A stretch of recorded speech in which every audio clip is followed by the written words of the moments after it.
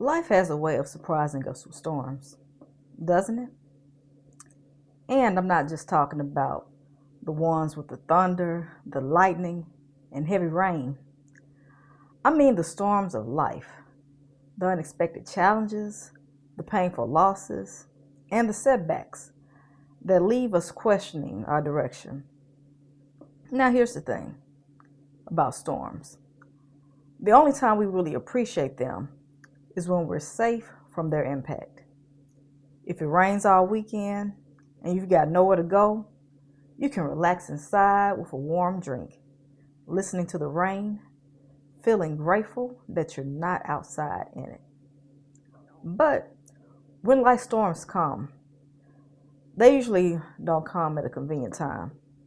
They show up in the form of a job loss, a failed business venture, a health challenge, or even the loss of a loved one. And unlike a passing shower, some storms linger. Some even leave scars. So the question becomes, how do we rebuild after the storm? How do we take the very setbacks that could break us and turn them into the very things that propel us forward? That's exactly what we're talking about today. And by the end of this video, I'll share with you 5 powerful steps you can use to transform setbacks into strategic comebacks. Let's get to it. Step 1, acknowledge and assess. The very first step is to acknowledge the storm for what it is. Too often as professionals and entrepreneurs, we're taught to just keep moving, to put on a brave face, and to act like everything is just fine. But the truth is, you can't rebuild if you won't admit there's been damage. So give yourself permission to grieve, to really feel, and to reflect. But once you're done with all that, move into assessment mode. Ask yourself exactly what happened. Why did it happen? For example, maybe your business didn't hit revenue goals. Instead of labeling yourself a failure, dig into the reasons. Was it poor timing, a marketing gap, or maybe a mismatch between your product and your audience? Acknowledgement isn't weakness, it's wisdom. It's the foundation that everything else is built on.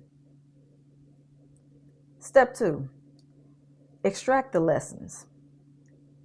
Every setback carries a lesson if you're willing to look for it. When a product launch fails, the lesson might be that your customer research wasn't deep enough. When a promotion slips through your fingers, the lesson may be to sharpen a skill, expand your network, or rethink your approach. And here's the powerful thing. When you reframe a storm as a classroom, you never walk away empty-handed. The storm didn't waste your time. It gave you wisdom. Step 3, reframe the narrative. Now this step is critical. Words matter. The story that you tell yourself will either trap you in the storm or lead you out of it. Saying things like, I failed, keeps you stuck. But saying, I learned, shifts your perspective. Let me give you 2 powerful examples. First, Viola Davis. She grew up in extreme poverty, living in condemned, rat-infested apartments with little food and constant bullying because of her skin color. Even after making it to Juilliard, she found herself boxed into stereotypical roles that didn't reflect her talent. She often felt invisible in Hollywood, but she refused to let those storms define her. She reframed her story. Today, she's an EGOT winner, an Emmy, Grammy, Oscar, and Tony recipient. And she uses her platform to open doors for other Black women in Hollywood. Then there's Sachiro Honda. His early career was filled with rejection and devastation.